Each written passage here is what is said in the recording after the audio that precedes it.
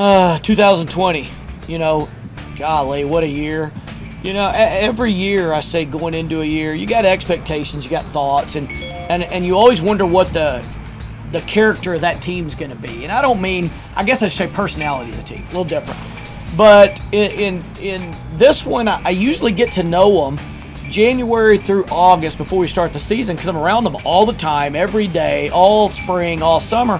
This year was different because of the COVID thing, and I'll be so glad when we're rid of that. But it really lent a lot more mystery to the relationship that I was going to have with the team, that the personality team was going to have, and all that kind of stuff. So you get into August, we finally finagle our way back into a little bit of normalcy, where get it okayed. There was always a lot of question. One of the things I was proud of is the way they committed, even not knowing for sure if we were going to have a team or a game or a season or whatever.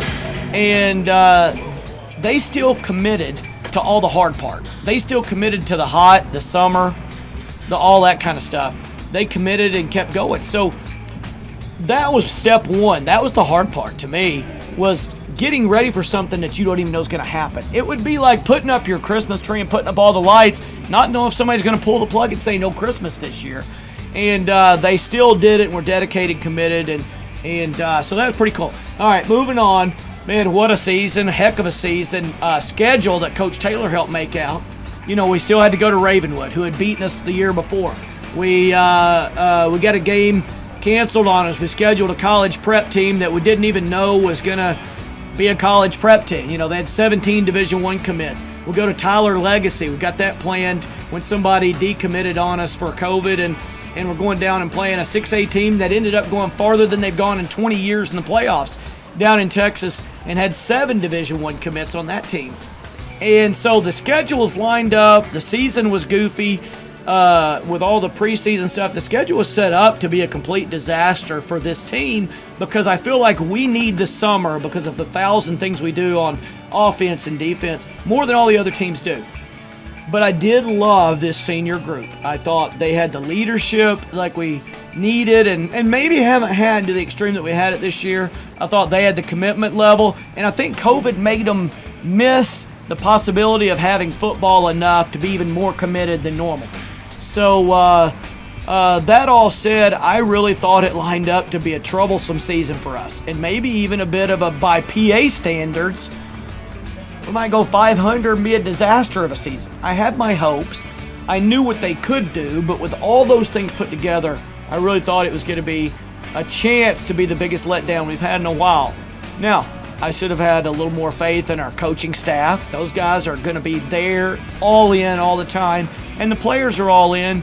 But, I just see all the possible negatives, and maybe that's why I push so hard on the back end. But going into the season, they start off fine. We're playing a team that wouldn't play us for years in Robinson. They're the 4A state defending champions. And our guys came out and played a heck of a football game on television on a big stage. And that gave me a lot of faith, a lot of confidence. I should have known they were going to be good because the 7A two-time state champions, we scrimmaged a week before and played them for the first 3 quarters, starters on starters, and they beat us on the last play of the game. That should have gave me a little bit of hope because we didn't even get to onside kick and do all that stuff. But after that Robinson game, I'm like, okay, these guys did. All the commitment and all the stuff, it's still here, and it did pay off, even though they didn't know if we were going to have a season. Go through the rest of the season. The highlights are as you would think they would be, beating Ravenwood at Ravenwood. And something I think everybody knew, our coaches were a little disoriented when I first told them. We're on Friday, we're at Cheesecake Factory, I think, and I said, guys, all the coaches, I want everybody to play in this game. Everybody on the team is going to play in a meaningful part of the game. And that's sophomores, guys that you don't think is going to play this week.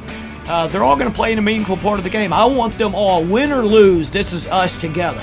And we did. We got everybody in, most of them in the first quarter, but definitely in meaningful parts of the game. And I thought that set the tone for the year, that we are all in this together. And I think they appreciated that. What I thought it was going to do, it'd make our coaches better coaches. They've got a scheme from 3 o'clock till then on how to get them in the best way and what to do it, what to call. I thought that got the players, I told those guys we're all going to do it. They've got to get mentally ready. They've got to work with the butterflies, know how to do that, and that sets us up for the bigger games later on.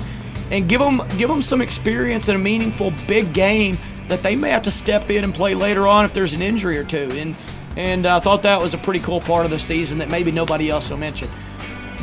Travel along in, we play our normal games, play our conference opponents, kind of beat them like we thought we would.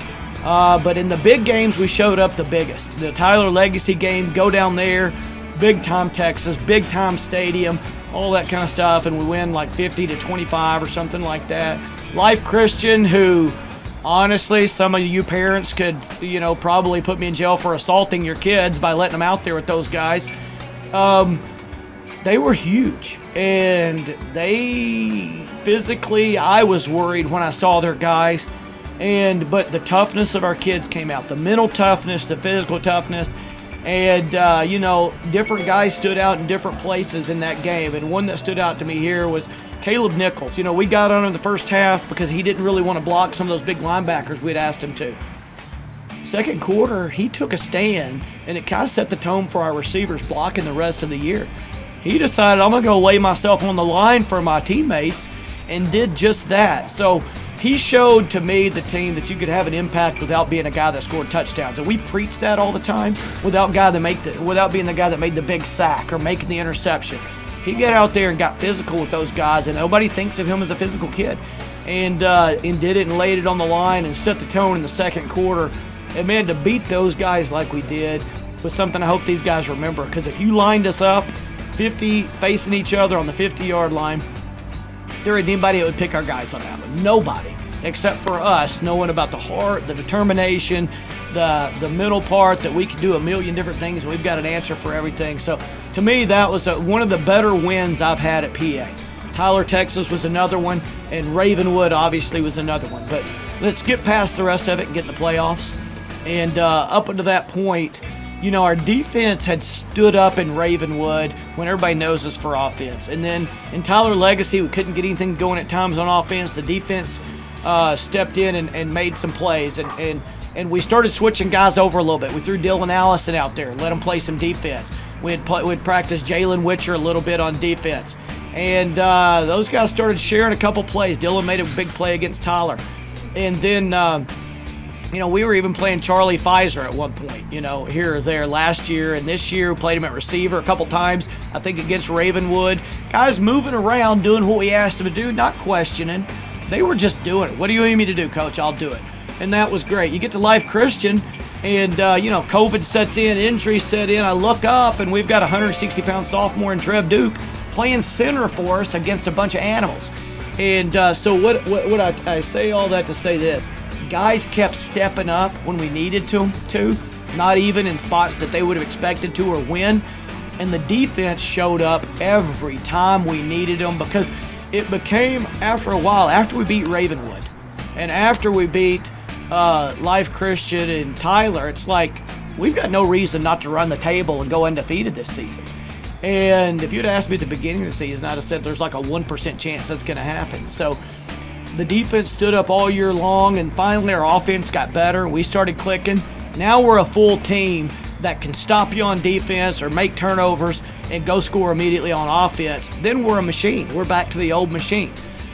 Get into the playoffs, and luckily, we ran the table on in the regular season. We get to play our games at home. That's always a bonus, playing at home amidst the COVID. The beauty of it was the kids were playing so well, and they were such good kids. Our coaches loved coming to practice every day. We look forward to it. We're dealing with all the craziness of the administration part of COVID and all the things you have to do, that for that 2 hours we got to forget about it. I know I did, and I look so forward to it every day.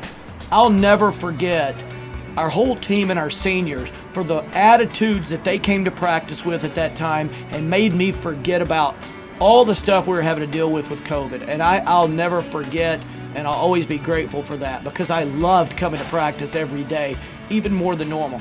So get into the playoffs, we get home field, get some home crowd, get a little more normalcy. And I don't think anybody wanted to come play us. We start off with Farmington, and I wasn't real worried about that game because I knew we would be ready to play. We go into the second game of the playoffs, and again, I wasn't super worried, but we get to the semifinals, and we're playing another undefeated team, Win, that had played all their games. And they run a version of the triple option, and I was worried about that. Nobody wants to play the Naval Academy in college football because it's hard to get ready for it a week, or Army because it's hard to get ready for a week, or Air Force.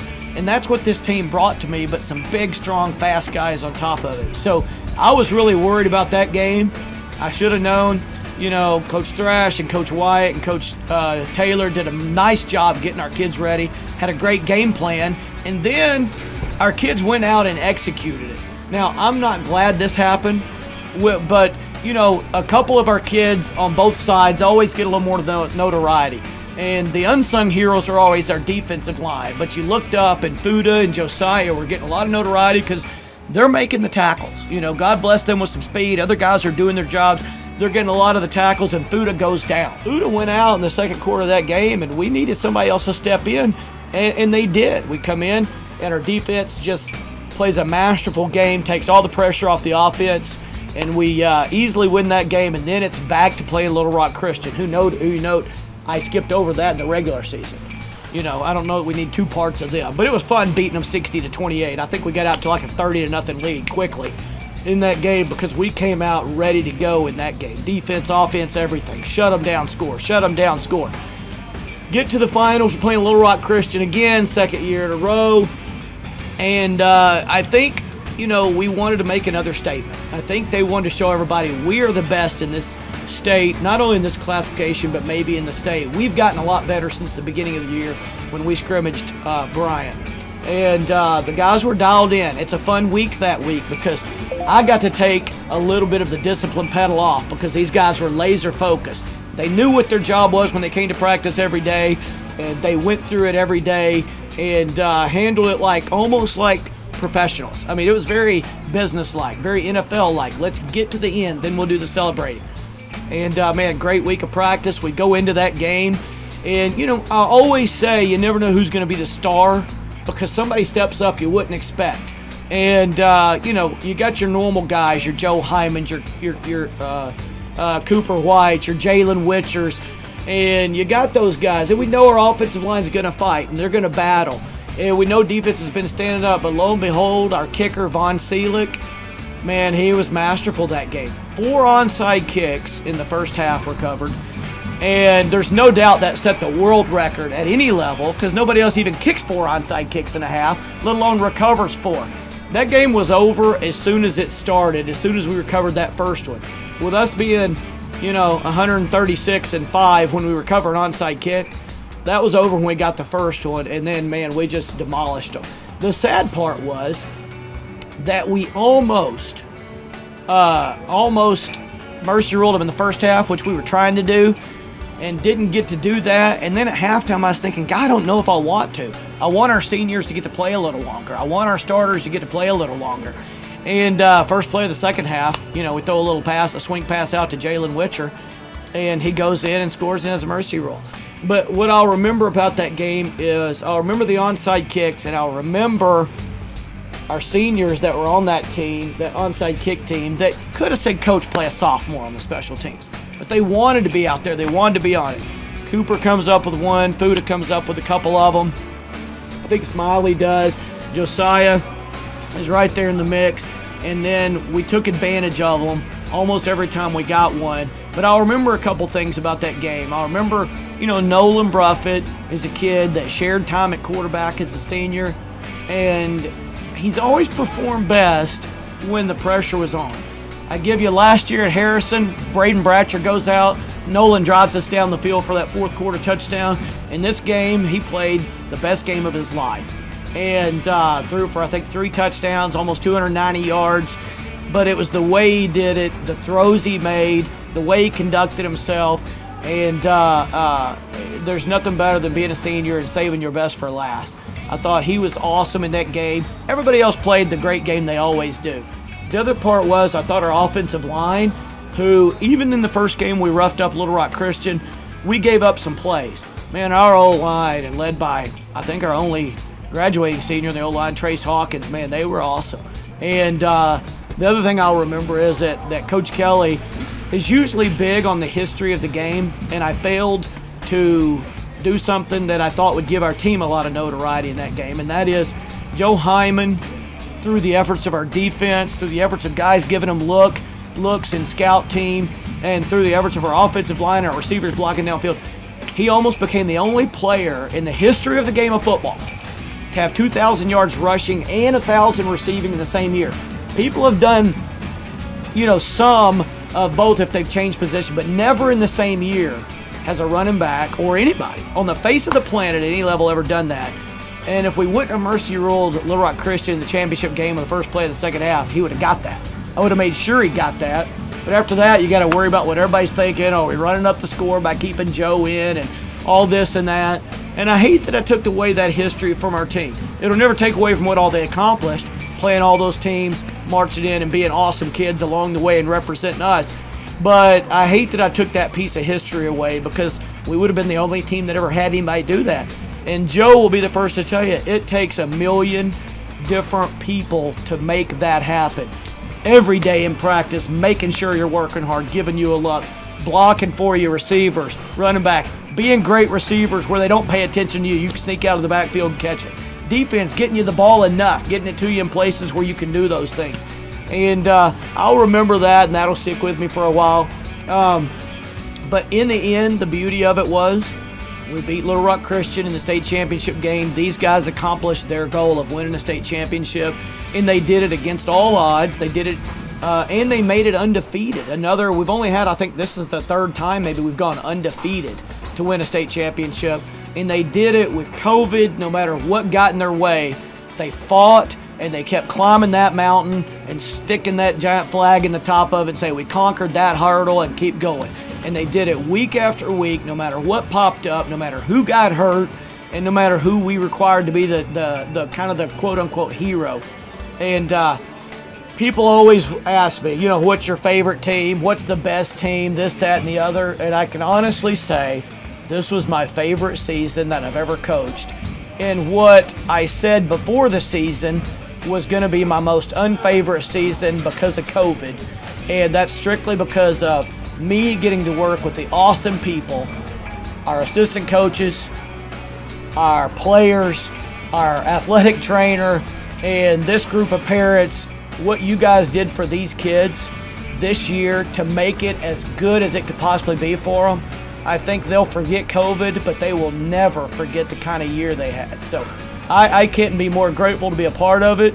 I'm thankful to God and everybody that has allowed me to be a leader in this. But I'm so thankful to, and I mentioned them, Jason Wyatt and Madison Taylor and Adam Thrash and Anthony Lucas and Blake Amsler and Sam Witcher for coming out and coaching with us this year, and Pete Biagioni for what he did on the side, all the parents that did so many things for us, Amy Terry, Anita Pfizer, his team mom, Walt Terry, his team dad, so many other people. And R.B. Smith was a big rock for me, and a lot of times when we needed anything at all. And I'm thankful for that, and I'm really thankful for what they did for the kids, because COVID's one thing, but these kids don't get to make the decision on how we react to it.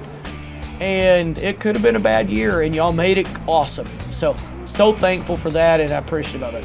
One question: how was it this year having your son coach with you? I started to mention that. It didn't factor in at first on the meaning of the year, but I'll remember, and you senior parents really get this. Watching your kids' last game, man, that's tough, because you know how hard they work, and you love watching them play. You love watching them play. Make sure you tell them you love watching them play, because you know what they put into it. And I got to coach Zach, and going away, it never entered my mind when we left that he would be a coach. And this year was a special year because amidst all this craziness, I got to coach with my son. And it was right there with playing, watching him play and coaching him when he played. We got to coach with my son. He's extremely intuitive as a football coach, but I was so happy he got to be around great kids, tremendous young men, to be able to coach his first year, and great coaches. But man, to be able to walk off that field every day and talk to him about our kids, our coaches, and try to teach him a little bit about, you know, the good things about coaching and the things to shy away from and all that were awesome. But to look down and see him working with kids and to see the interaction, it is something that I will cherish forever and ever. Money can't buy what I got out of watching him and being a part of doing something with him. It's one thing to coach him, it's another thing to coach with him. So love you, Zach, and man, it was the best year ever. You gave me yet another gift that nobody could give me. Johnson will kick from the scoreboard.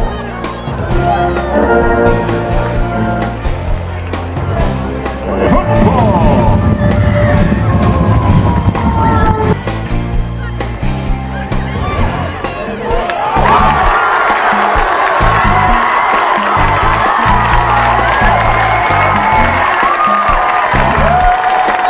Pass is complete to number 25, Cooper White.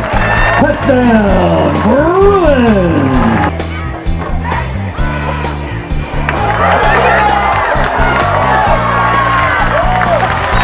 Joe Hyman carries up the middle. He's brought down by number 3, Ivan Thomas. First and 10, Bruins!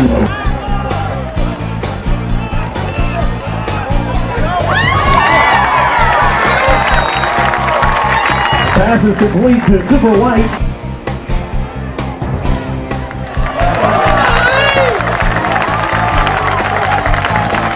Jackson is brought down the backfield by Puka Shinkawa.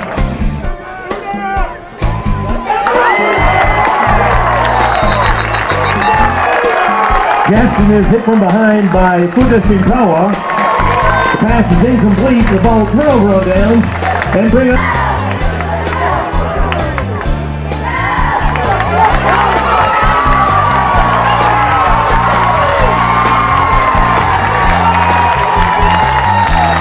Pass is complete to Jalen Witcher.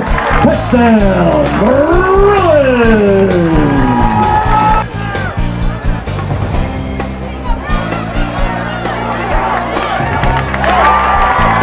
Jalen Witcher carries on the play.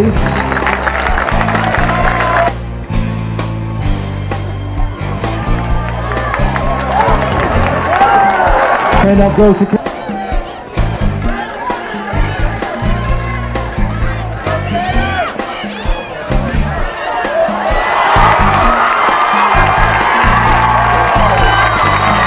pass is complete to Witcher. Touchdown, Bruins!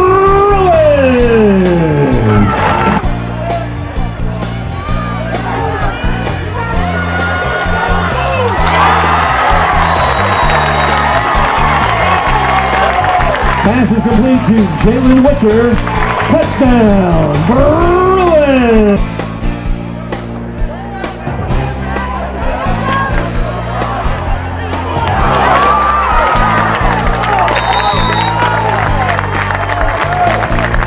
Joe Hyman carries on the play.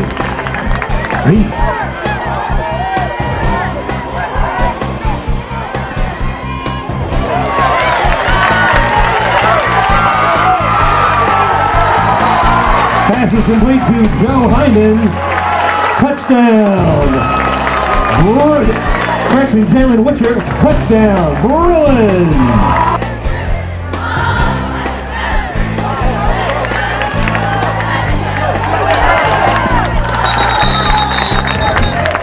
Joe Hyman carries on the play.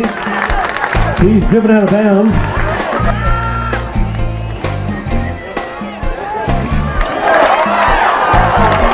And up goes to Hyman up the middle. He's stopped by number 16, Grant Jones.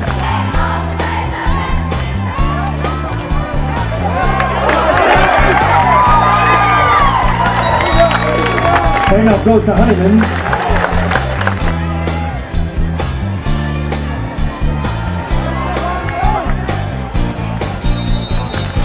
And up goes to Joe Hyman.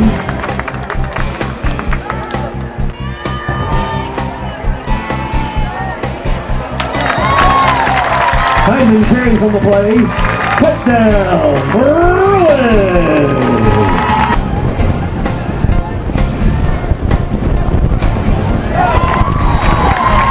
Pass is complete to Jalen Witcher. Touchdown!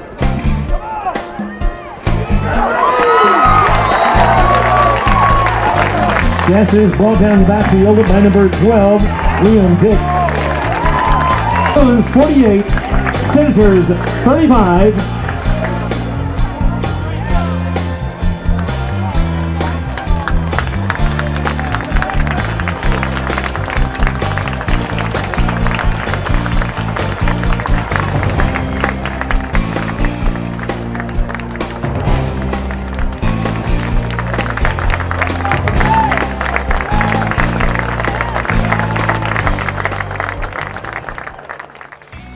Zachary Kelly, and I help with receivers at Pulaski Academy, and a little bit on kick return as well. This is my first year coaching at Pulaski Academy. Played here, been around the program for a long time, but being a coach is different, but really a blessing, and I'm so glad I got to be a part of the 2020 season. And this group of guys is really special to me. Being my first year and the seniors that are leaving, I've got a strong connection with them. But I'm looking forward to what these guys in the future have. Two guys that just signed, one going to OKBU, one of them going to OBU, my alma mater, that I look forward to see them play. But all the other seniors and see what field they go into and continue their work ethic that I saw on the football field. Some of my favorite moments from the year are just the work that these guys put in, not on the field, being in the weight room, flipping tires in the summer, and just things I heard because of COVID. These guys are working on their own, and they push each other to be the best player and the best person they can be. So every day coming to practice is something that I really enjoyed, and watching their outcome in the games. I mean, we beat teams that it looks like they should be a college team. Life Christian and Ravenwood. They had some great athletes, D1 offers left and right, and our guys are considerably smaller in size. My dad being the head coach, and Coach Wyatt, Coach Taylor, Coach Lucas, all these guys prepared them to beat these teams that we probably shouldn't have beat physically, But that's attributed to the kids and how hard they worked and how they pushed themselves to be prepared to play. And Mercy rolling teams is all fine and good, but whenever we play a team that really challenges us, and watching them fight on the field and lift each other up at the same time. Offense and defense are pretty separate, and the offense, it's hard to watch the defense play during the game because we're trying to make adjustments on the sideline. And whenever something would happen, a turnover, Harrison Lane caught a few picks this season, especially early on in the year, and just see them get excited for him, and then Harrison really is doing it for the team. He's one of the guys that's very selfless. And all the guys on defense, and Fuda, Shinkawa, and Josiah, I think, are guys that really fly around. They make some great plays, but there's stuff that the highlight reel doesn't see too often. It's how they fly to the ball every single play, and they're not doing it for themselves. They're doing it for the team. They're a backside guy. A sweep can be going the other way, and they're flying all the way across the field and making maybe a touchdown saving tackle when they weren't even the guy that was supposed to be there. And that's what happens whenever you play teams that are physically bigger than you. They block every guy like they're supposed to, and they leave the backside linebacker. Not accounting for him to be flying, running a 4.5, 40 speed to get to that next sweep. And, guys like that get there. And Dale, I think of Luke Witham, a senior that's undersized D lineman who is taking on guys that are just pancaking him, taking him down every play. But at the same time, he's getting back up and he's fine, and then he makes a play. The tackle may take a play off and think, oh, no, he's done. He's going to quit, and they didn't. And that's where we really excelled, is stepping on teams' throats to say, and that they would get tired and we'd be up a little bit and we'd just crush their hopes. And this group of seniors really took hold of that and went undefeated. They wanted to give no team any hope before we played them at all. So I'll start with playing for my dad when I was here was a unique experience, and there's other kids that have played for their dads at other places and even on the college level, and you hear stories. Some of them really enjoy it, some of them don't like it at all. That relationship's pretty weird. And then even less kids probably have coached with their dad, and it has been, being on the offensive side with him and helping the receivers out has been, it's really been a blessing, and I've enjoyed it. I don't know, maybe more so than playing. I love playing the sport, but being on the other side of it and watching the kids enjoy the state championship game after we won was better than playing in a state championship. And so I love that view from it. And then knowing how much work that he does off the field and at home while always watching film, and in here meeting with the coaches is really something truly special and something that I know I'll cherish forever.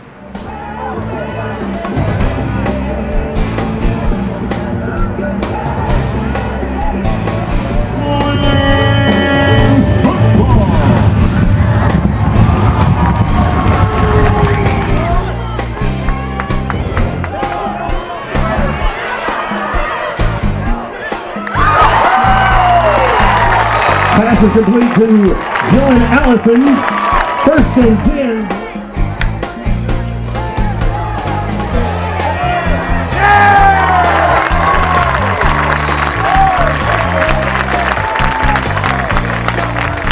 Bakari Rogers, $20, and your chances of winning are good. They'll draw at halftime, so be sure and get tickets up by the concession stand. It's for the Bruin backers.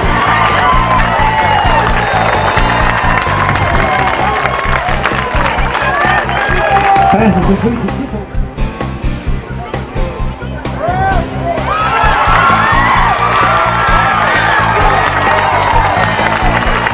Pass is complete to Joe Hyman. He's stopped by number 20, Tyler.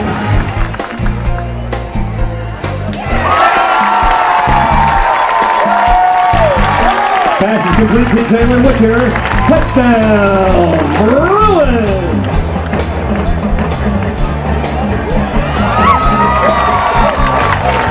Dylan Allison keeps on the play. The two-point conversion is good, making the score Bruins 8, Eagles 0.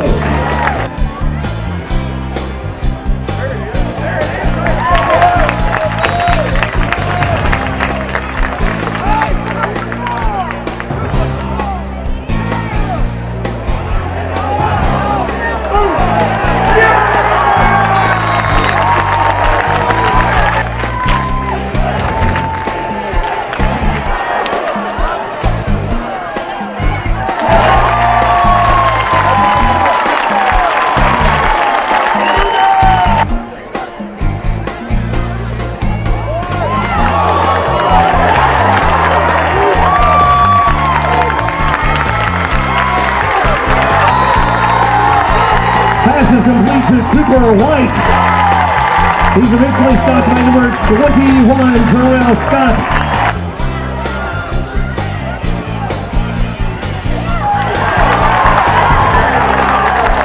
Pass is complete to Cooper White. He's brought down by number 10.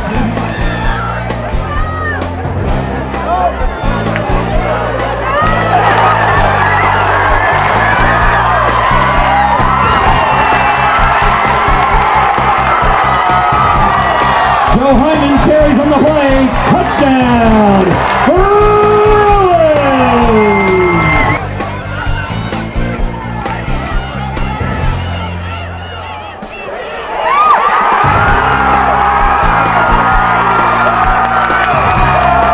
Pass is complete to Cooper White.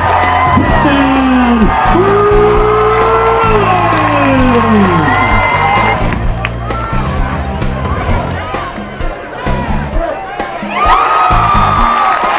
Pass is complete to Dylan Allison. The two-point conversion is good.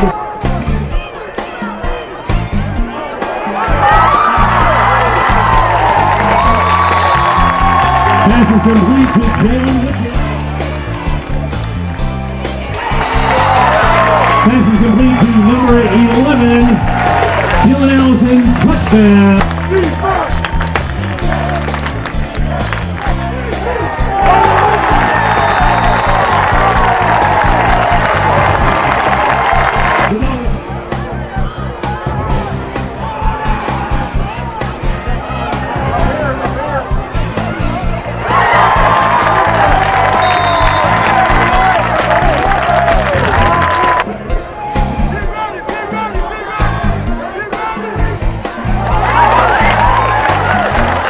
Pass is complete to Cooper White.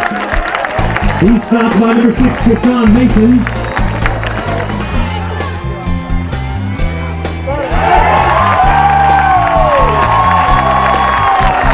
Ladies and gentlemen, that is what you call a field goal. By receivers. Making the score.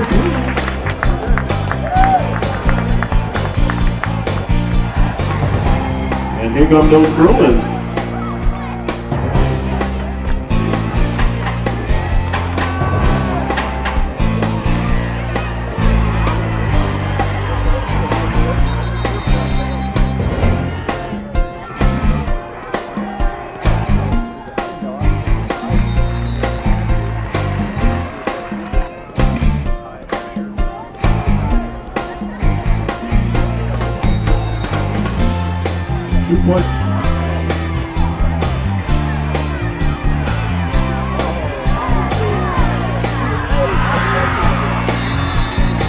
That's going to be big.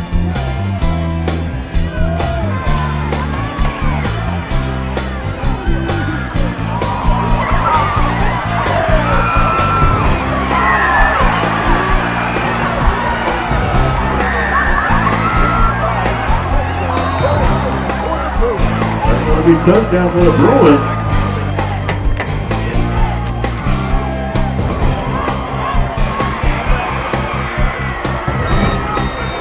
Touchdown Bruins.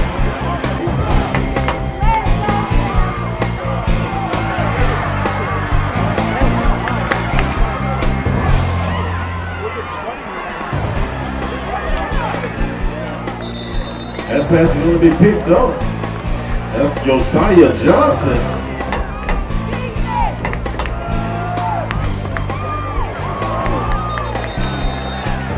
That pass is going to be complete. Long kick is up. It is good.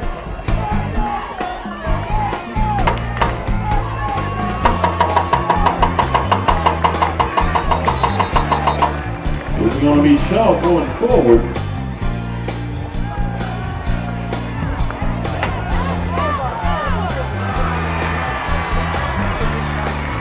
Touchdown Bruins.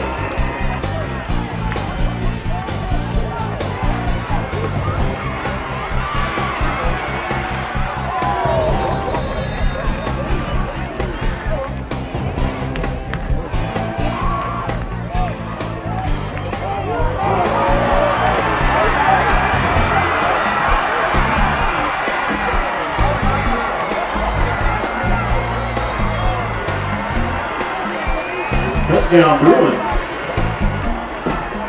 That complete pitch is good to Joe. He's down the sideline.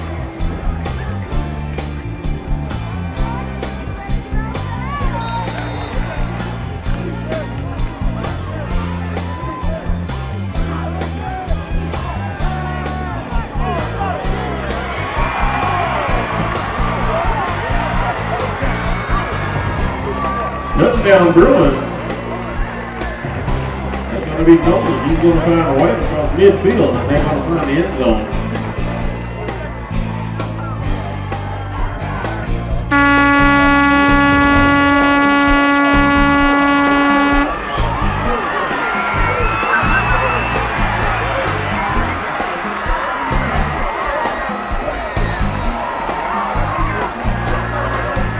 Touchdown Bruins.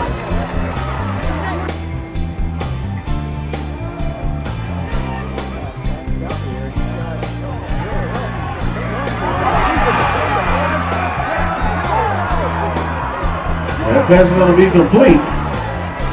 Touchdown Bruins.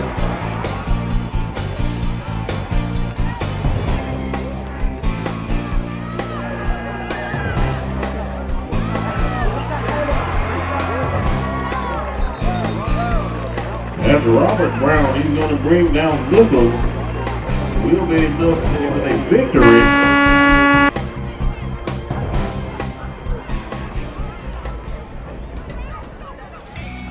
Coach Taylor, linebackers coach. I want to start out by just talking about the seniors that played linebacker this year. I want to start with Luke Witham, who played outside linebacker last year and then moved to inside linebacker this year.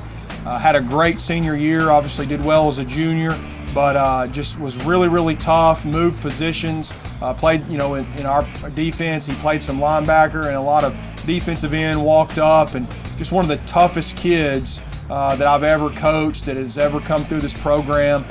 Did a phenomenal job throughout his entire career. His brother played here and was another outstanding linebacker on some state championship teams.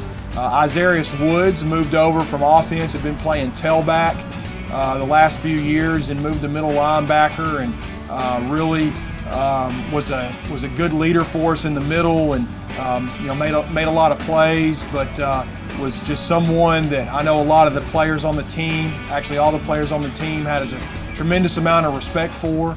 And then you moved to Fuda Shinkawa, who finished in the top 10 in the history of tackles in the state of Arkansas, and just had a phenomenal career. And we're going to certainly miss all those guys. And then Liam Dick moved in this year from another state for his senior year, and just had a great impact, was a really, really hard worker, and made some big time plays, especially batting balls down. And so glad that he came to PA and was part of the defense. And going into this year without spring ball and without dead period, without spring ball and without the summer and all that stuff, we basically, nobody really knew what to expect, out of our team this year. And these guys really, really prided themselves on stepping up to the challenge and filling the shoes of the guys that we lost last year. And winning the state title the way we did this year as a team, and especially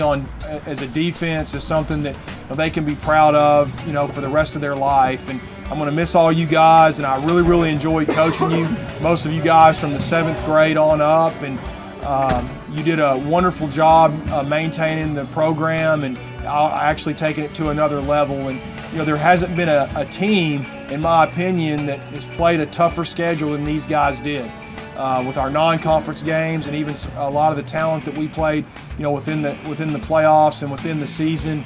And again, just so excited for you guys to have been able to play this year with COVID hanging over our head, and the way that you stepped up to the challenge. And you guys will always be Bruins. And thanks again for all the great memories. The Bruins have won the toss and have elected to receive the opening kickoff. The Warriors will kick off and defend.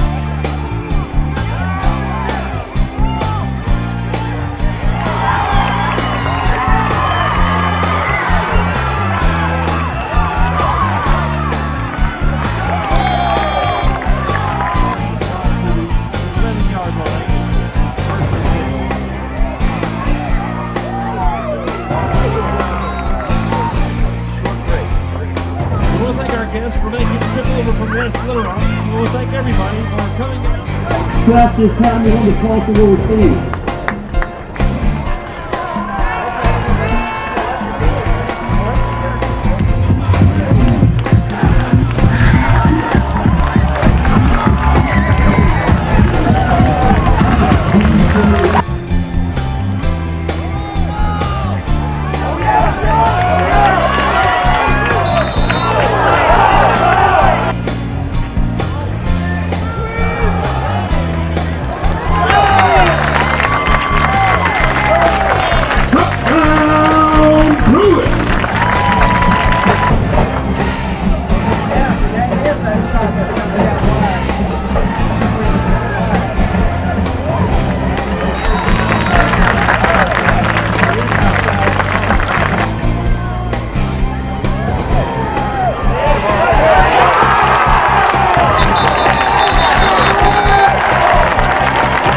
Successful onside kick recovered by number 45, Cooper White.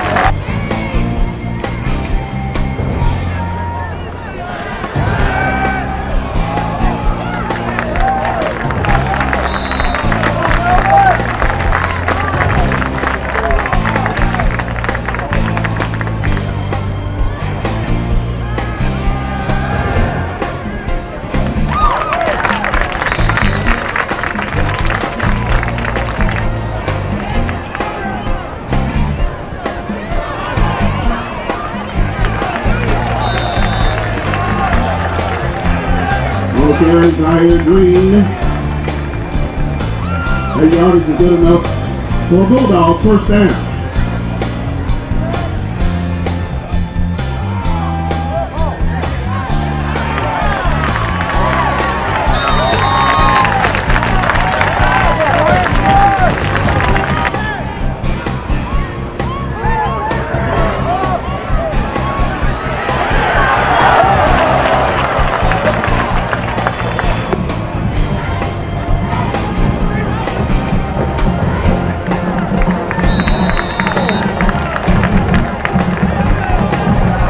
Iron Green.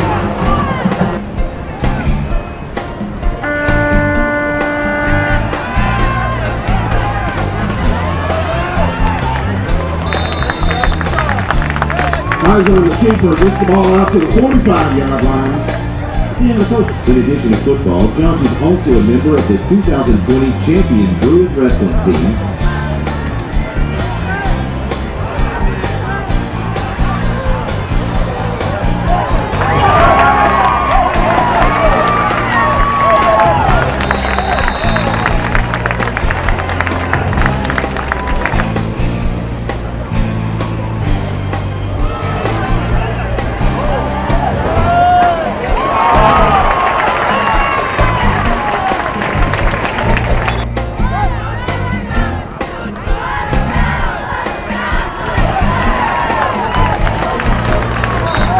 Rush's pass is complete to number 11.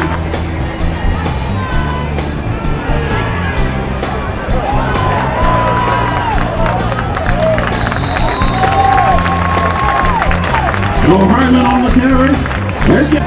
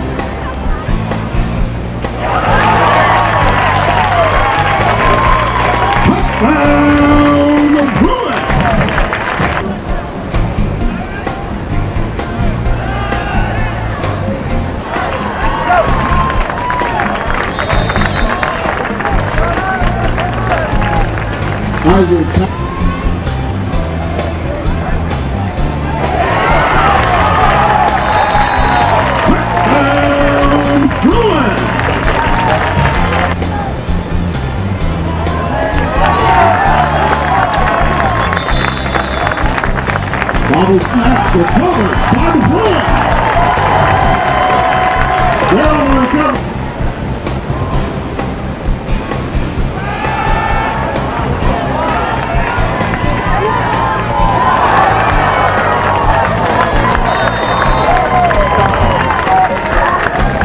That's number 6. Go Hyman.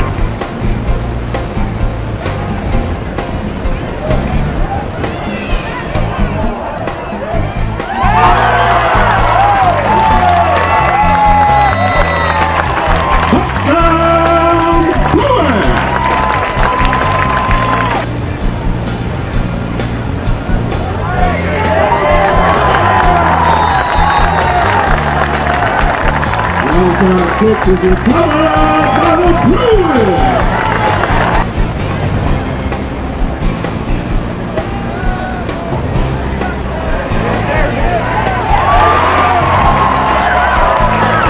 Touchdown Bruins. Mercer.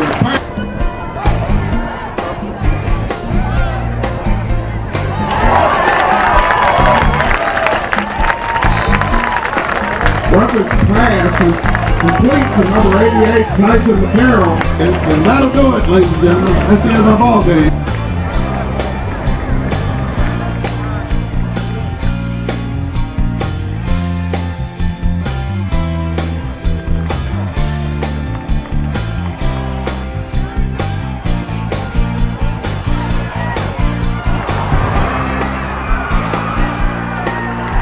Pass is intercepted by the Bruins, Isarius Woods.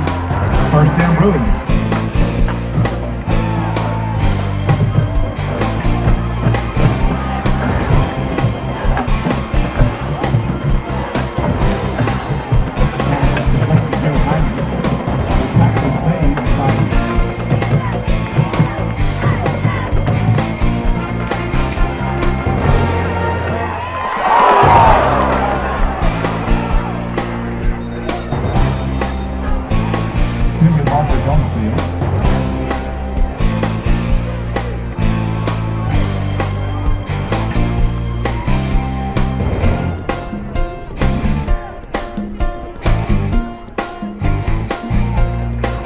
Personal foul, face mask, number 99, on the defense. Half the distance to the goal, first down.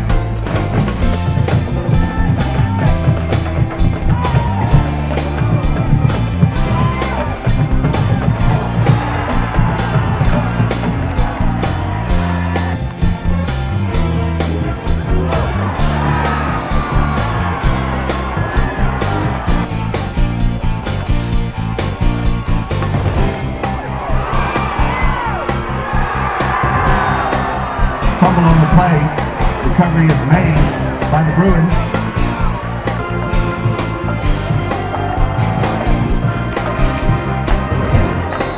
Pass is complete to Richard. First down.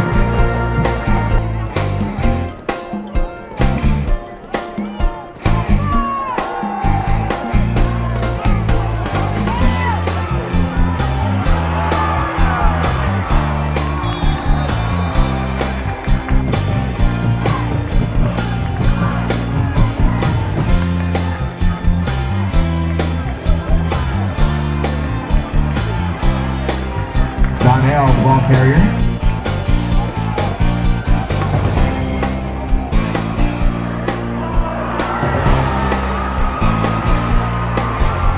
Touchdown Bruins, Jalen Witcher.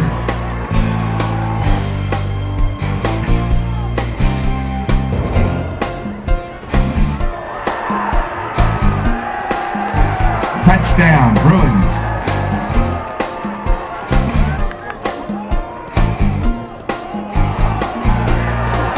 Fumble on the play. Recovery is made by the Bruins. Lee Banks with the fumble recovery. First down Bruins.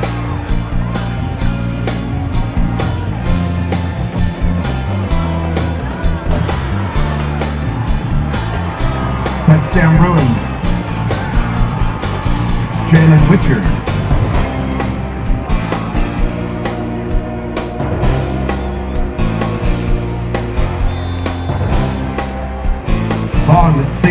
point accuracy.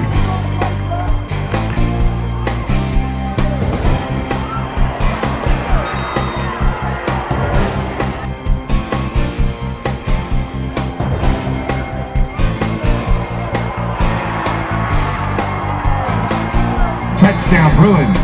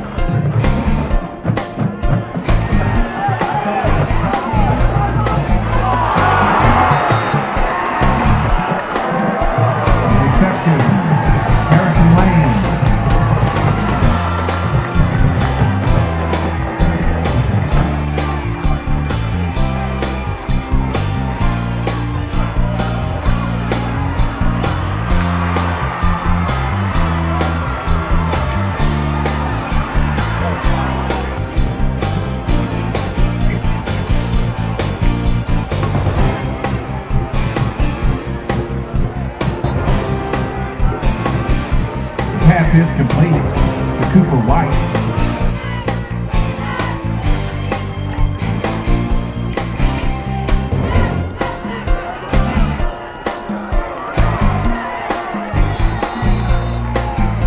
Hyman and carry.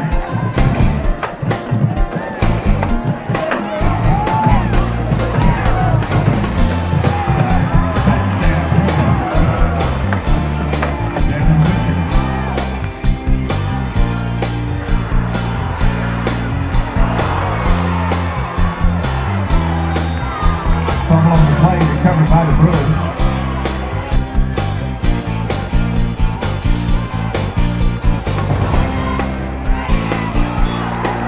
Touchdown, Bruins.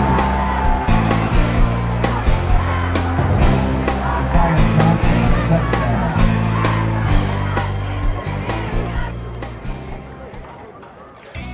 Jason Wyatt, and I coached the secondary and the co-defensive coordinator along with Madison Taylor. You know, man, this year, what a season to reflect on. Starting out with no spring football, no 7-on-7 in the summer, and you know, we had a lot of Zoom meetings, and then toward the end of the summer, we get together and we're able to start lifting weights and, you know, coming outside and doing some 7-on-7 against ourselves. But we entered the season, you know, with a lot of question marks.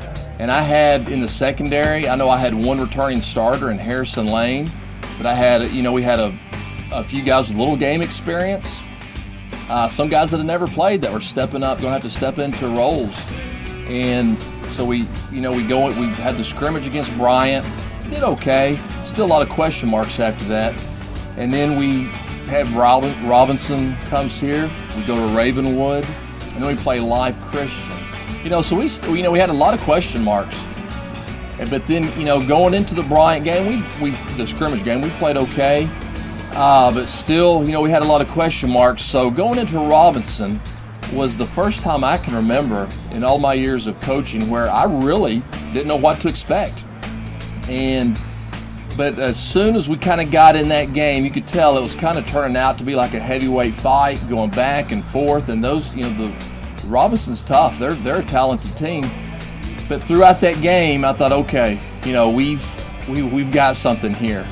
And, you know, Josiah Johnson, for instance, he transferred here after his sophomore year, and he was ineligible, so he set out his junior year. And, you know, we saw him in practice and saw what he could do, saw him in the weight room, but still had never seen him in live action, so he was a question mark. Liam Dick, who moved here this year. The same, but during the game at Robinson, those guys stood out. And, you know, and the young guys that had to step up in starting positions, you know, they stood out, and you thought, okay, now we have something. And then we go to Ravenwood. We lost there last year. Go there this year, and it's kind of the same, back and forth. And man, we come out victorious in that, and a huge win. And then the Live Christian comes to Little Rock.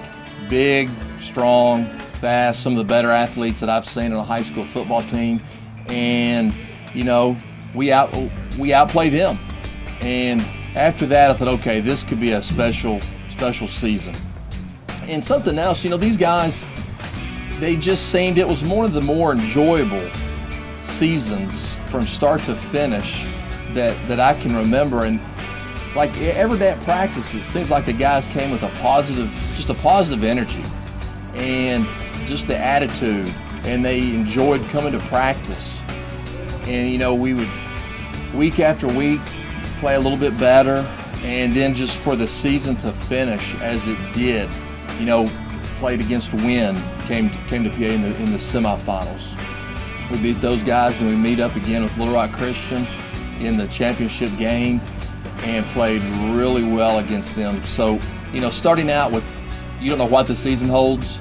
You can't even practice due to the COVID guidelines, and then improving, getting better, and then finishing as it did. I can, honestly say one of the more enjoyable seasons, that I've coached at PA. And if I want to, being specific on my secondary, super proud of Cameron Mercer. This was his senior year. He stepped away from football a little bit, battled through some injuries, came back last year. But, he's really stepped up this year playing safety for us and made a lot of our defensive calls, a lot of the checks, and it's kind of the quarterback back there at the secondary. So, super proud of Cameron. As mentioned earlier, Josiah Johnson stepped up, and my goodness, he is so fun to watch play football. And Harrison Lane, he was the returning starter we had. He's continued to play well. I hate that he didn't get to, play the last couple of games of the season due to injury, but he was a huge part of the success from start to finish of this team, of the defense, of the secondary. Josh Cady at corner. We had some offensive guys come over and help us out. Jalen McKinney came over and ended up starting for the second half of the season at corner, playing really well. Dylan Allison. Jalen Witcher came over toward the end of the season. He had a huge interception. And I think those guys coming over, from offense to help us out, that's the kind of the mentality of our team. Everybody, they just, whenever called upon, wherever called upon, they're willing to step in and they're willing to help, do the best they can, because in the big scheme of things, all of our players really do put team first. And I think that is what makes this team so fun, so enjoyable to coach every day. Everybody pitches in as little, as much as they're called upon, and in the end, I think the results speak for themselves. Warriors have won the toss and have elected to receive the football.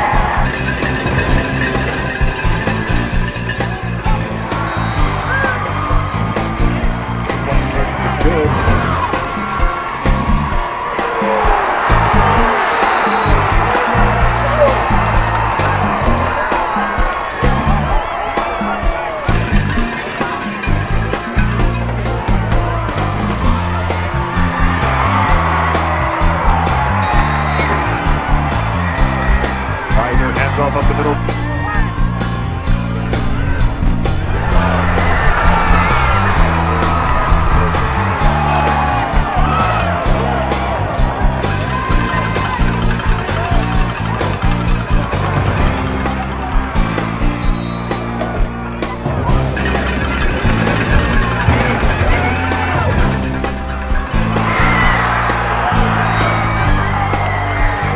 That the pass is complete to number 1.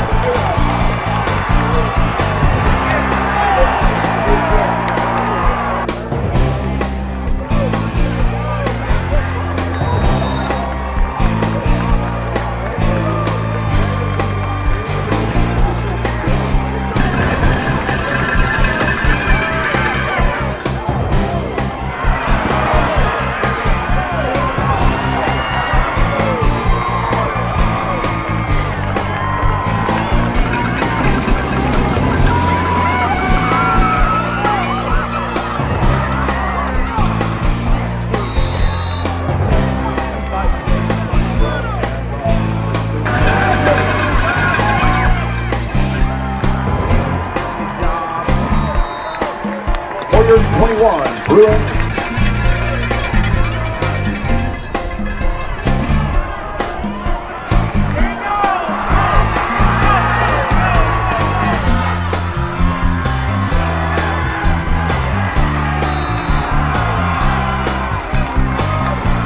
Risers have this conclusion of their season. Joseph Hyman.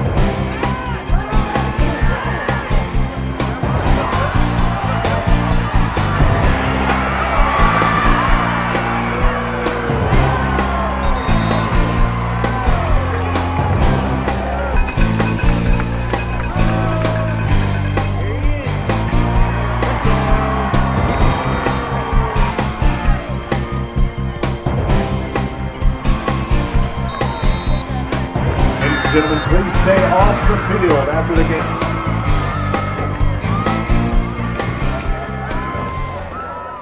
Hey everybody, I'm Coach Amsler, Coach Offensive Line here at Pulaski Academy, and what an unbelievable year we had last year. You know, we go from this summer and the spring to really not knowing if we're going to play at all or even get to see our kids at all this year, and I'm so happy and thankful that we got to get that going. And got to get enough workouts in the summer together to have that season and do it safely. So it's been an awesome ride this year in 2020. And looking back on the season, you know, not having those team camps in the summer and stuff like that really kind of worried me a little bit about the physicality of our team versus other teams. And we didn't get any reps, like live reps of practice until basically August, where we had a month to prepare for or maybe 3 weeks to prepare for our first game. So that was probably the biggest fear of mine going into the season. But and it probably did take us a little while to get used to that speed of the game and the physicality of the game, especially at the level we're playing. But I was so proud of my offensive line this year. We had probably more contributors this year, you know, starting games than almost any year that I can imagine since I've been here. We probably had eight guys start at some point throughout the year, so that's a testament to the depth of the group and the knowledge they have in order to step in and get into the game like that. You know, obviously I want to shout out my lone senior, Trace Hawkins. He had an awesome year this year, and I really love the way he leads, because he kind of leads like me, and in that he's kind of a quiet person, but when the time comes and he sees a need that needs to be addressed, he's going to address it. And so I really have appreciated him by our side, leading our group, and we're definitely going to miss him. But looking forward to the future of the next years. We've got a lot of young players still here, ready to battle it out for the years to come. And I was super proud. Quick shout outs to the two sophomores that started, Shannon and Allen, both. Very proud of them for stepping in as very young guys and starting in a big man's game that we play in 5A. So it's very proud of them, and also proud of all the other guys, the juniors, Max and Charlie, and even Mason coming back was an unbelievable story in itself. Mason had no idea if he'd even be able to get to play football or run for that matter again. And for him to be able to come back and play as many games as he did and lead us and help us to a state championship was so awesome for me as a coach to see. He's one of the hardest working kids I've ever been around. He's in the weight room to this day, every other day that I know of. And he's getting to live out his basketball dreams as well now, so it's really awesome. So, but hey, excited for another year coming up, 2021, and really, just really thankful for last year that we got to play it.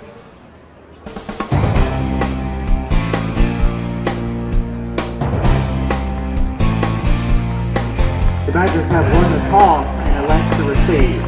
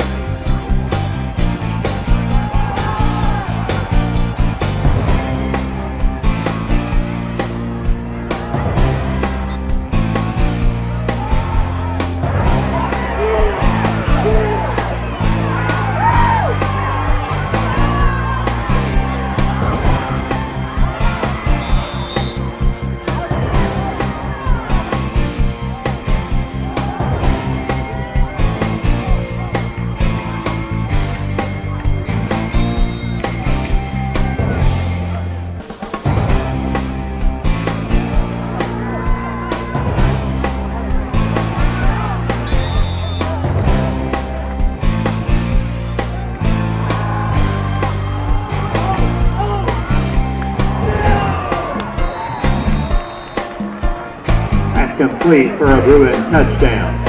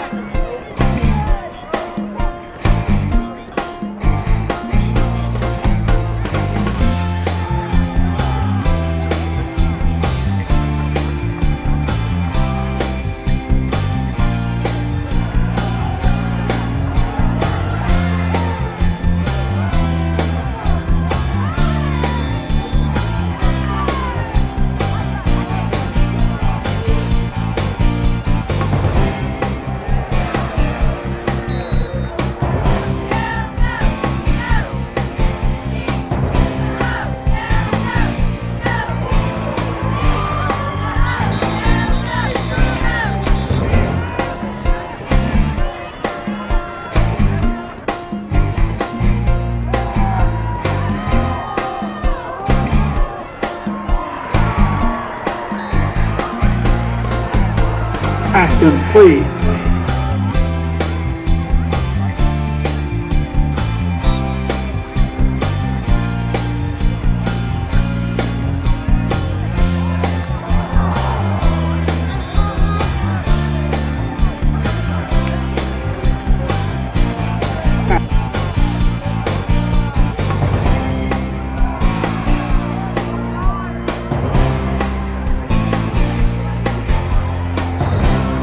Number 6.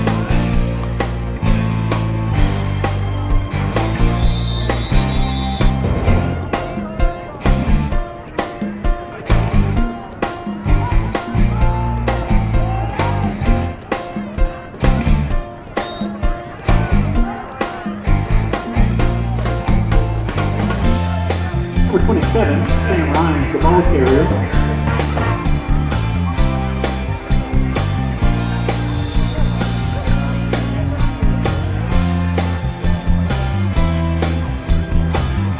Zach Grant.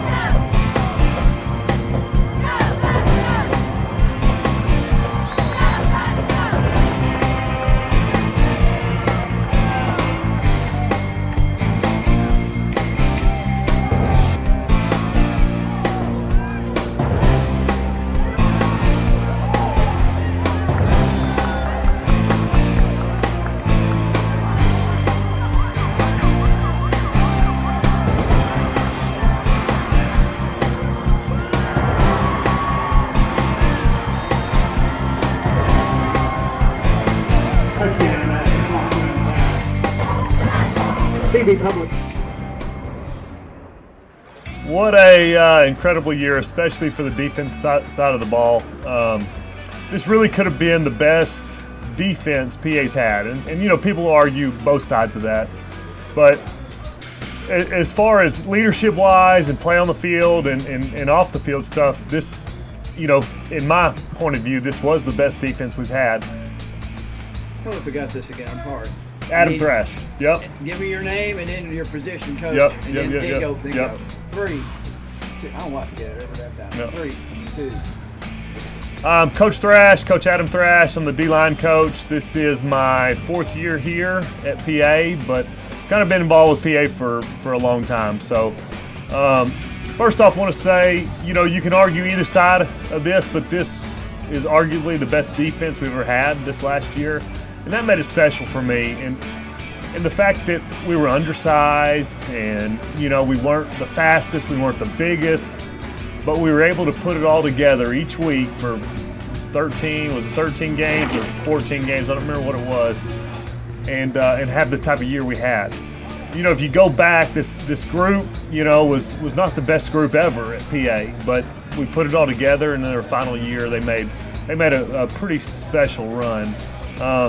On the D-line, we had Pino, we had both Terry brothers, Holloman, Romello, Horsey, Ben Smiley, and you know the younger guys. But that's the core that kind of rotated. So we did it different this year. We rotated like crazy on the defensive line side of the ball, and that did a lot of things for us. It allowed us to rush the passer better and be bigger and run situations. So that's one thing that I'll remember is just how special this group was. And in the year 2020, where anything could happen, it was kind of icing on the cake to get to do what we did and finish the way we did. Pulaski Academy has won the call and will receive.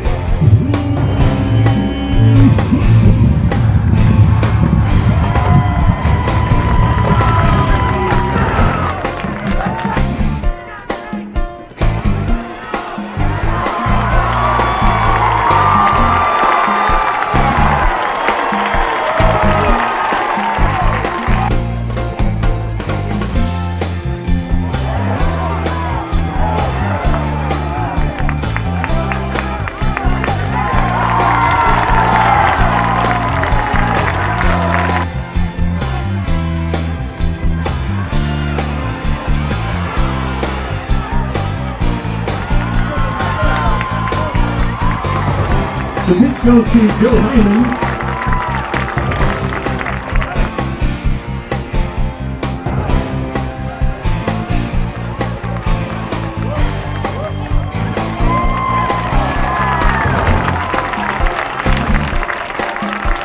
Pass is complete to Joe Hyman.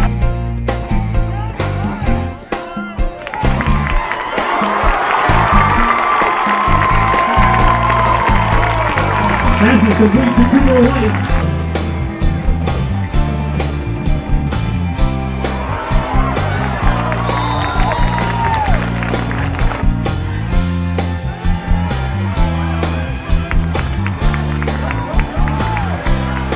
Pass is complete to number 1, Taylor Witcher.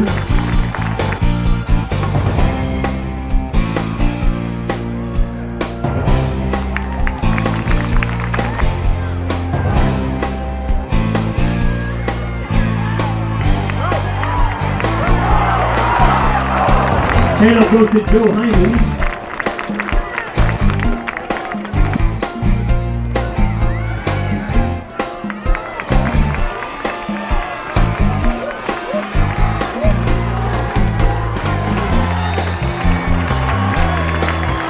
Pass is complete to number 11, Dylan Allison.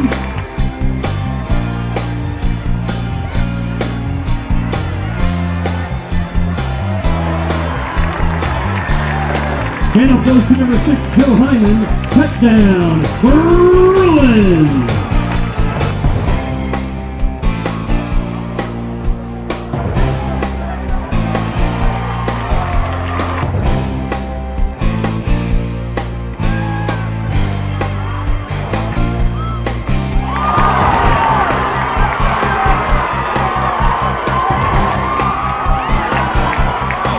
Pass is complete to number 2, Nichols. Handoff goes to number 24, Cady Elsick. He's wrapped up by number 15, Dale Hero.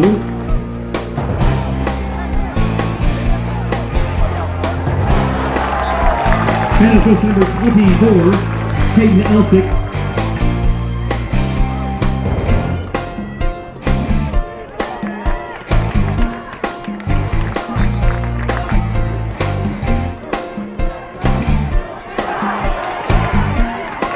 Handoff goes to Christian Rose. He stopped by number 69, William Ingram.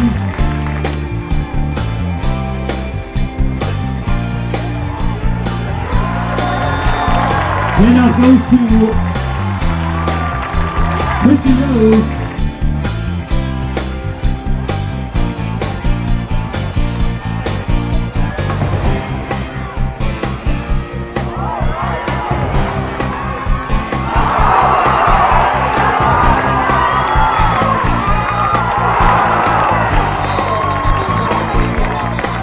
With the final score, Bruins 51, Cardinals 21.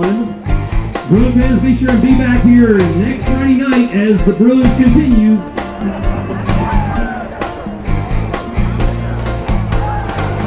Magnolia has won the toss and is elected to receive.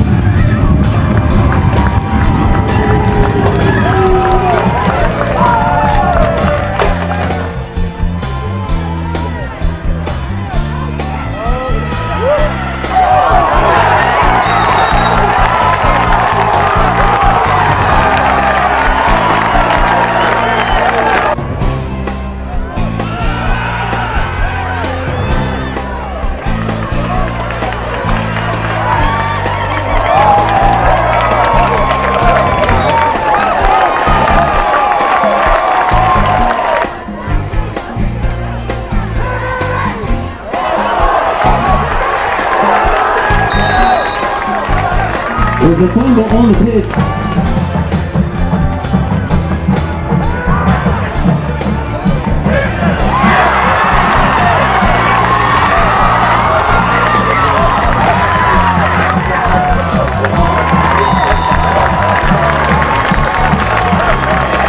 Pass was intercepted by number 14.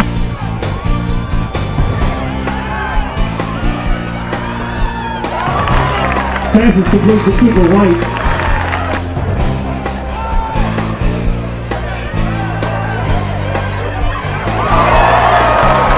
is complete to Cooper White. Touchdown.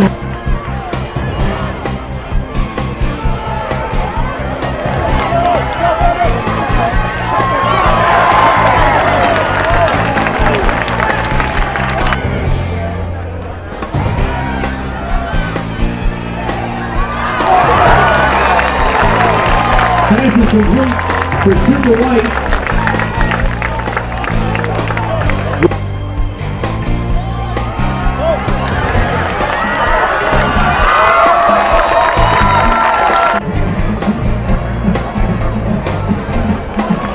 Pass is complete to Jalen Witcher.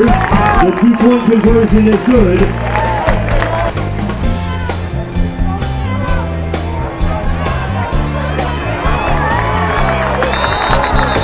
Pittsburgh number 1, Perion Curry. He's brought down by Josiah Johnson. Along with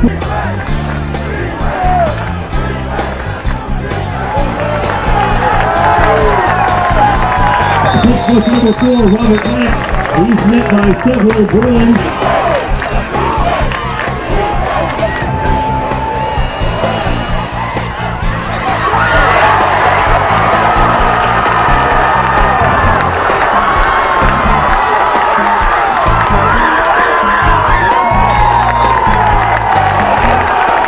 Pass is intercepted by Kuta Shinkawa.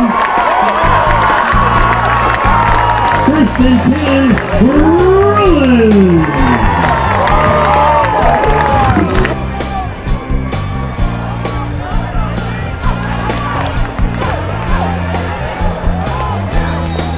Pass is complete to Jalen Witcher.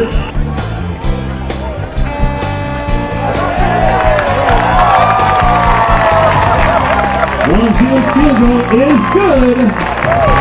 Making the score.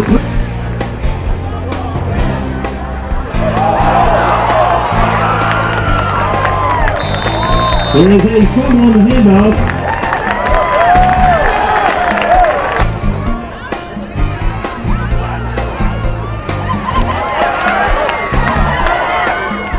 Pass is complete to Cooper White. He's wrapped up by Devin Dunn.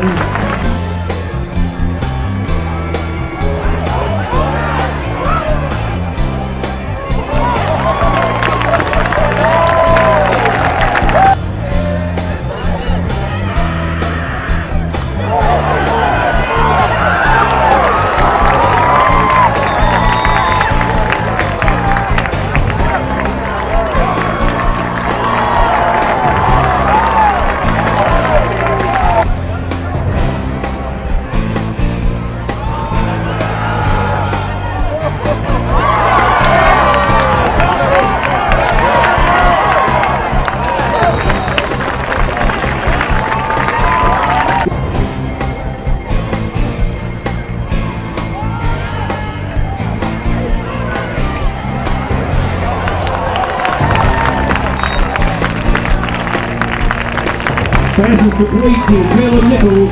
Touchdown!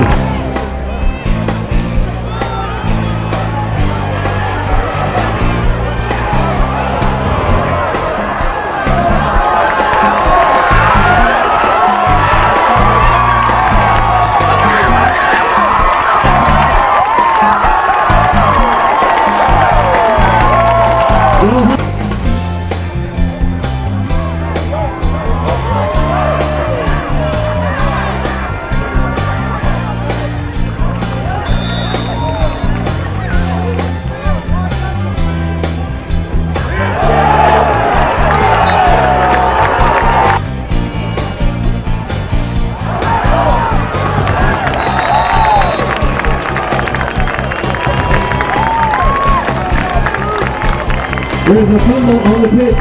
Ladies and gentlemen, we'll let you know, Bruin fans, that we want to thank our guests for making the trip up from. Good night, everyone, and once again, please drive on safely and have a good holiday weekend. Anthony Lucas, wide receiver coach here at Pulaski Academy. This is my 9th year here. It's been great.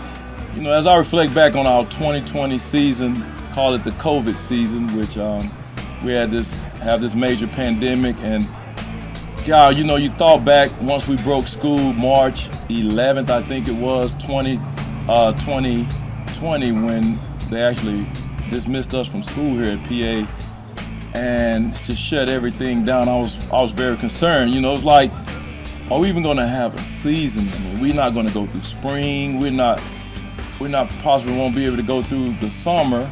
At the time, that was hope. We had hope that at that time. But then, you know, as the weeks progressed, you know, we end up closing our school for the rest of the year. Couldn't come up here with our kids. But one thing that I learned and what was so big about our kids this year, throughout all of the pandemic and the COVID, our kids worked on their own. I mean, they did things that they know we would normally do in the spring, and then in the summer too, and then in June, we were able to kind of start back coming up, doing workouts, you know, monitoring our kids and screening and doing all the things that were allowed that we had to do, you know, that was under the COVID guidelines. It was, you know, made things a little bit much more challenging for us. But man, I'll tell you, I want to commend our kids for the effort that they put out throughout the pandemic, doing all the extra work on their own, and knowing that that we were going to be able to play football, not knowing that we were going to play. And lo and behold, you know, God worked it out for our kids, especially, and I mean this from the bottom of my heart, especially our seniors. They got a chance to play. I was so happy for all of those guys, but especially for Josiah Johnson, who didn't get to play last year. And I know he's not one of my position guys, and as well as Liam Dick, who moved in from Washington, from the state of Washington, and moved here not knowing if he was going to get a chance to play his senior year. So really happy for those guys, and you know, and for our team. So it worked out, and we were able to have a season. And as I, you know, continue to think about the season once we got started, I want to commend my senior wide receivers. Those guys really stepped up to the challenge. You know, they did work. I saw video of them throughout the pandemic. The work that they put in, it was unbelievable. Going against each other, you know, my receivers went against Josiah and all our defensive guys. You know, they did some 7-on-7s just around Arkansas, Little Rock area on their own, which helped us be successful this past season. So I commend my senior receivers. I really do. You guys, from Jalen Witcher to Cooper White to Dylan Allison to Nick Giesel, to Caleb Nichols. I mean, those guys, I know I'm forgetting somebody. Who else am I forgetting? Because I don't want to leave anybody. Jalen Cooper, Nick, Caleb, maybe missing one. I'll think of my other, because it was five of you guys. But so proud of our senior wide receivers. They did a great job. I mean, they were focused. You know, that class, I was the head coach my first year. We went 4-6 or 4-7 as a junior high, when those kids were in 9th grade, and to come out and leave here and did what they did this past year through the pandemic and through the hard times was just phenomenal. And you know, the type of year that they've had, I think we had Jalen had over 1,200 yards receiving at 20 touchdowns, and Cooper had over, you know, I think he was over 1,500 plus yards with numerous touchdowns. I mean, these guys stepped up and made plays each and every Friday night. And as we battled the pandemic, they didn't complain, they didn't gripe with nothing. And then Cooper White, you know, had some knee issues going on, and he fought through practices, he fought through the season, and just did extremely well. And to go through those games, playing those tough teams that we played, traveling over to Nashville, Tennessee to play Ravenwood, having Big Lifeway Christian come here from Virginia and playing those guys, and then having to go down to Tyler, Texas to play Tyler Legacy. They had talented guys. Our guys responded. They went out and played extremely well. So just their effort and their focus throughout this pandemic was great. And I commend those guys so much. That was a great season. You know, this season makes it that much more special because of what we had to endure as a team. You know, we really, seriously, we were sitting here in June doing our workouts, but we weren't for sure that we were going to have a season. But we kept our guys focused, and we did what we normally would do. And man, lo and behold, we finished it off in December. It was a little different this year with the state championship being I guess a week or two later than it has normally been. So that was a major adjustment for us. But our kids didn't make excuses. They responded, and that receiver corps did a phenomenal job. And I'm so proud of all those kids and so happy for those kids as well as our team. We work extremely hard, and our kids believe in what the coaches here put into their heads and how we train them here. They just believe in it and they work extremely hard. But their effort was flawless. I thought, like I said, overall, I thought we did a really good job. And this receiver corps is going to be missed this year because overall our group was talented and they believed in each other and they worked extremely hard. So I'm grateful that I get to coach these guys along. Coach Zach Kelly has come in and we're working together with the receivers now. He actually played here, and it's just brought more power to our receiver corps by bringing him back. I had the opportunity to coach him, and now he's back coaching. But having him to come back, and of course, he's Coach Kevin Kelly's son, and he knows he's been around his offense all of his life. So just having us together and having our guys together, our whole receiver corps, I commend you guys, and so grateful for the opportunity that we have here at Pulaski Academy. And I am grateful for my 6th state championship here, championship that we won this year as a team. 9 years, 6 state championship, six state championships.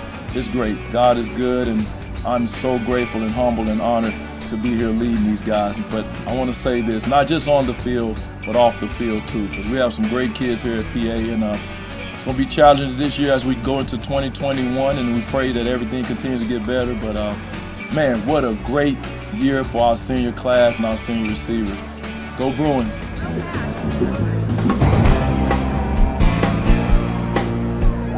Leaders won the toss and looking to receive.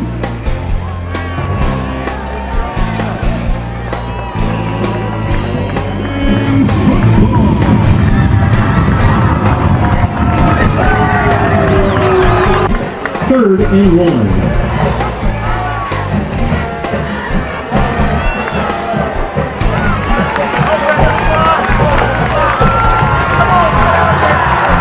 Pass is complete to Joe Hyman. He's driven out of bounds by number 42, O.J. Mars.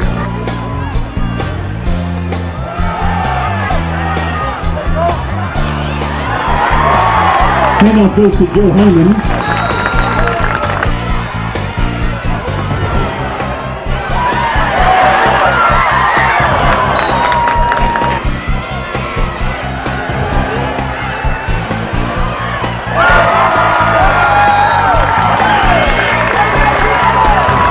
Passes complete to Cooper White.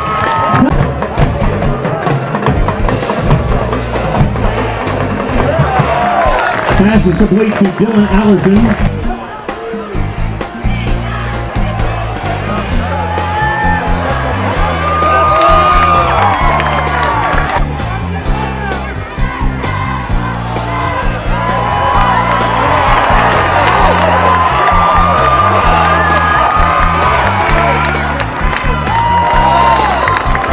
Nichols carries on the ball.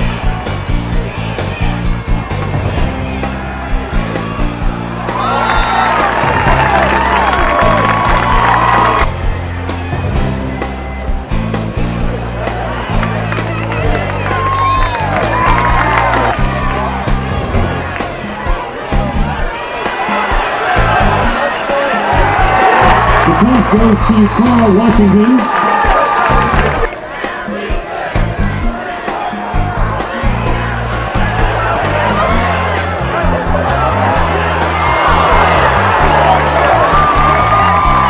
Pass is complete to Joe Hyman.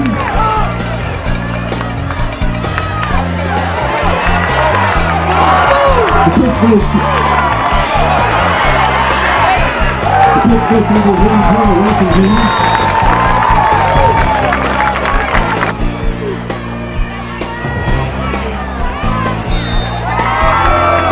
The pitch goes to Joe Hyman. Touchdown.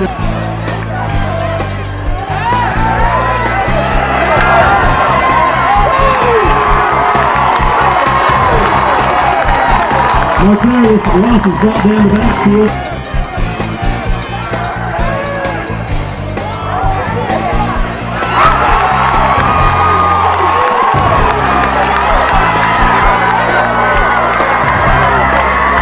Pass is intercepted by Jalen Richards. He stopped at number 2, Jaden Potter.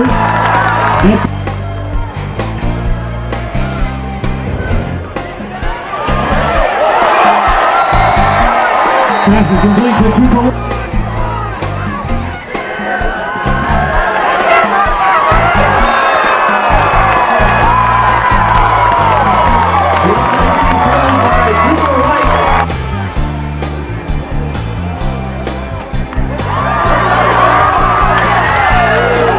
Handoff goes to Bill Hyman.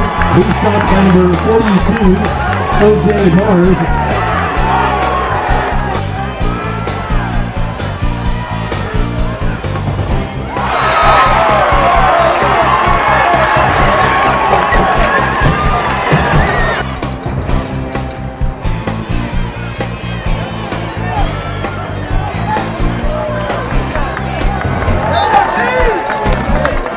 Number 1, Carl Washington on the carry.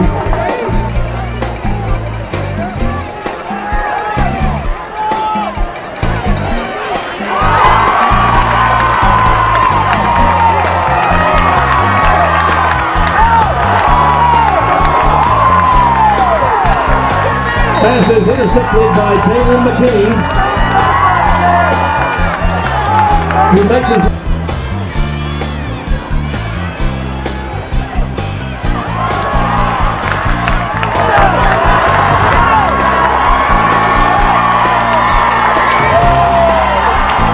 complete to Joe Hyman. Correction, Hunt Harrison in the penalty.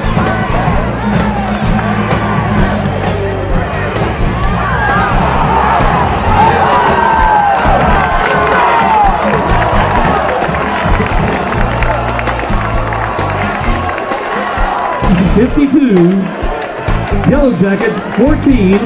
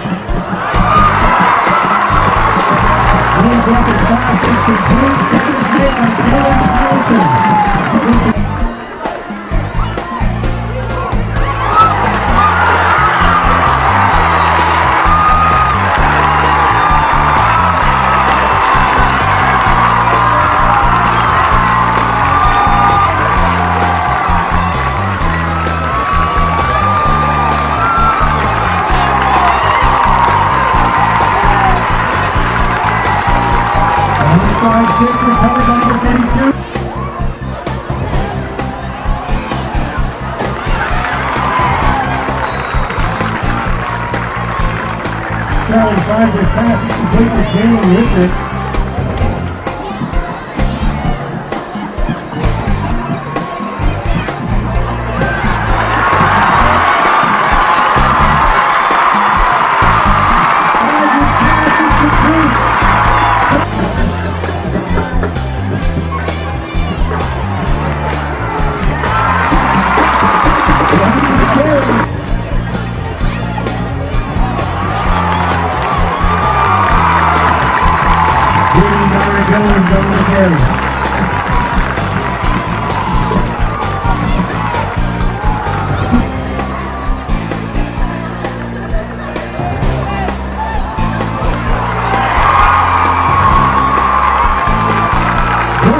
pass is complete.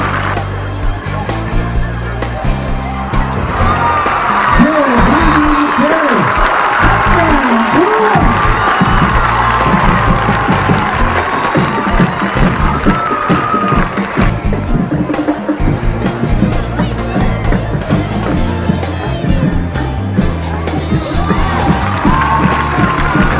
The extra point is good with 2:48.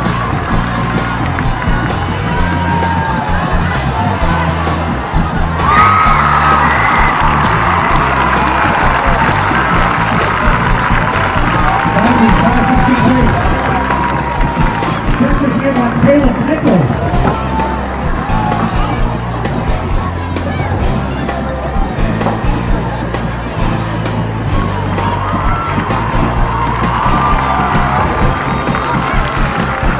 Isarius pass complete to Hyman. Nelson in the top.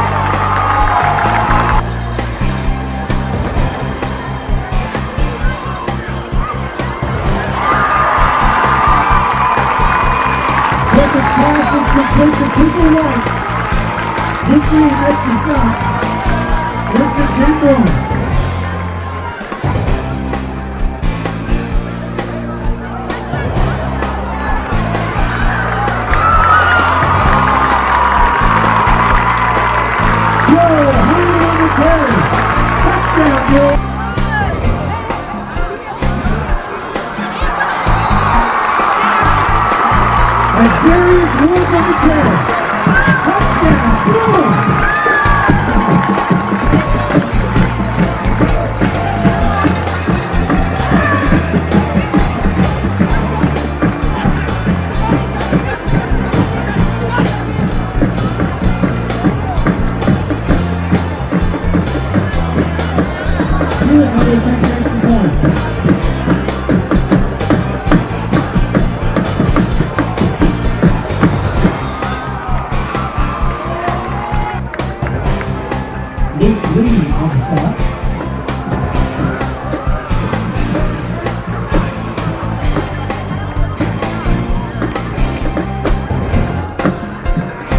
is incomplete. And your final score. Pulaski Academy 64. Atlanta Christian 27.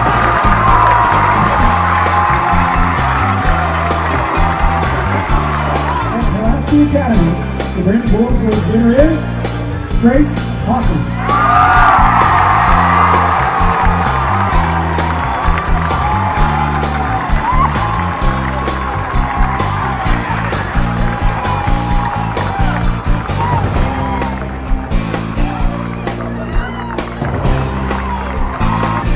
And the 2020 Class 5A state champion, the Pulaski Academy Bruins.